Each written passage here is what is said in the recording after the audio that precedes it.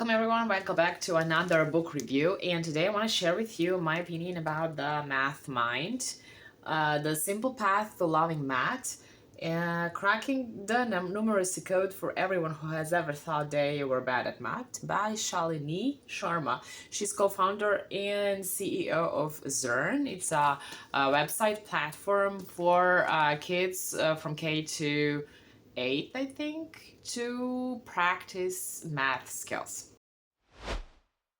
So, in this book, Shalinee argues that we are all math kids and that there is no math and non-math kid, that we all can learn to love math, or that actually if we don't love math, that it's because we were taught wrong and that some kind of speed tests in schools or just like wrong attitudes from teachers, parents, and society in total towards the math gave us, the kids, the wrong perception of math. So if you can learn the English or any, let's say, instrument to play, why you cannot learn math? It makes sense.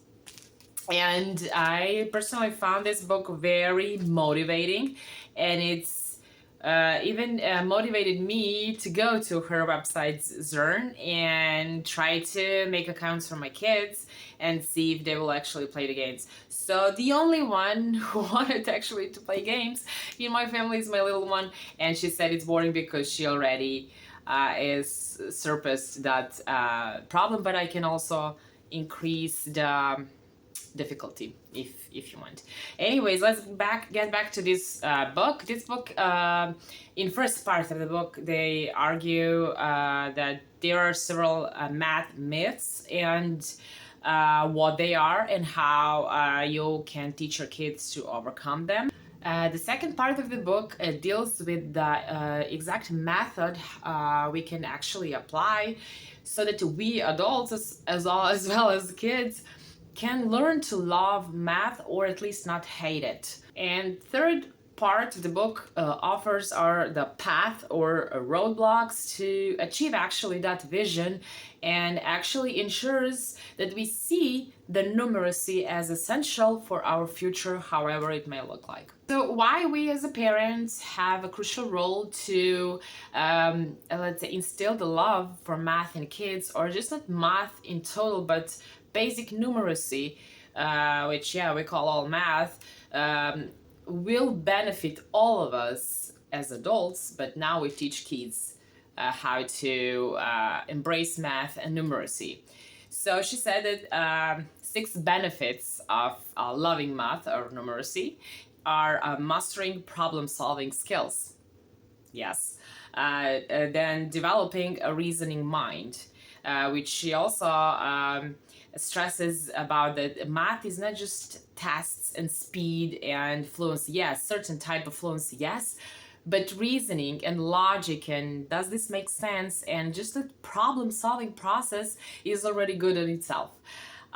Number 3, a benefit is creating more career choices and opportunities, obviously. For learning the language of personal finance, we all need that. So if I now need to explain to my teen child financial literacy, how am I supposed to do it if not having basic math reasonings, right? Number 5, working and participating to the fullest in the digital world. Not gonna explain that. And soothing the soul. That soothing the soul has to have some kind of explanation. She says that math has a lot of common with art, and it's not dry and dull subject. That they when people do math, they actually try to explore it freely and creatively. It's better if then, let's say, contrary, they learn some rules by the memory and then they just have to try to remember the rule, you know? It's better if you understand the logic behind the rules, so you always know what's behind, right? I just really want to pay attention to the certain myths that this book explores, which is really they are important. So she says that though many people say that they hate math, they actually think that they hate what they actually did in math class, right? And one of the myths that are explored here are that speed isn't everything, or rather that myth is speed is everything. She argues speed isn't everything. So speed is important for some fluency and is necessary. Let's say if you're gonna learn the table of multiplication, it's much easier than to do some problem solvings faster. But it's not everything. Author also argues that math is not the problem solving the certain way. So we can problem solve multiple ways. And that math is also a cooperative team sport rather than individual trying to race to get an answer. So in solving a problem, we need a critical thinking and, let's say, teammates actually contributing to solving the problem rather than getting the right answer. And she mentioned some really good example of a teacher saying the answer in advance and then asking people, how did you get to that answer? So the steps that you made to get to the one answer are more important than getting the right answer. So if I ask you 5 plus 8, I'm not concerned about the answer. I'm just like, how do you make to that answer? And that really makes a lot of sense to me.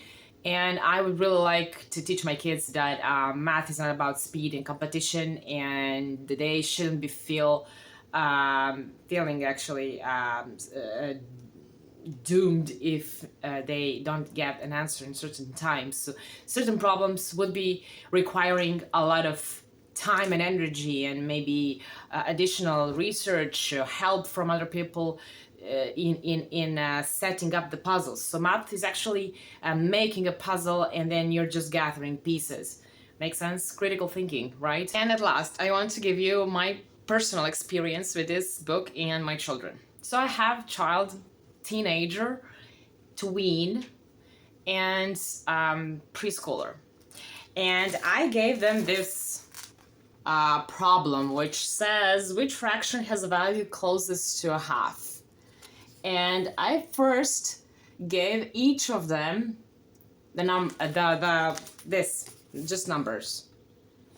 And they had to think about it, not to mention that my youngest one couldn't possibly solve it. But when I gave them the picture, which is here, they all immediately knew what they have to do and they chose the right answer. So I think that from my experience, some additional, let's say, supports really help them realize if someone's not numeracy guy or cannot understand from, let's say, numbers only, pictures that we create in our heads are really so important. And I know from my own experience that I will always better memorize something that's on like a picture or like a fun story or things like that. I can really form in my head some sort of picture than, let's say, a rule that says this plus this is that. So my experiment shows us that this book also is a really logic and doesn't haze critical thinking, visualization, learning through fun and experimenting, and that we as parents actually we don't have to help them by sitting with them and then trying to solve the problems with them or for them, or like we don't have to sit and like, let's do math.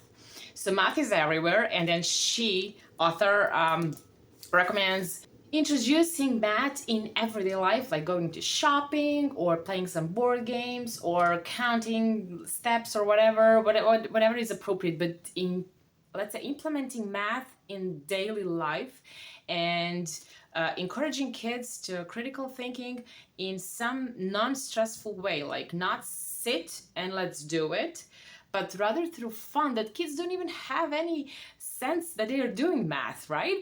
They will just kind of be playing or problem solving or some sort of, let's say, detectives or games or planning for groceries, how much do we need, things like that. So not pushing them in let's say teacher student scenario that they relate math to. Rather, math is everywhere, and we as a parents have that role to show them that math is actually everywhere, that why they need it, and that they have it. I cannot explain it to my boy. He says I'm not good at math. I'm like, don't tell me that. Don't tell me that. We can do it. Math is everywhere, and if it's I think important enough for you that you realize where you can apply it, I think that it's also a good motivator. So whoever you are, a student, teacher, or a parent, know that math needs to get the let's say better social picture, and need to be integrated in a more fun way, and kids could be encouraged to stop, let's say, be afraid of math. That's all for me regarding this fun book that I had a pleasure to read. And if you have any questions for me, just click the comment button below, and I'll see you in the next video. Thanks for watching me today.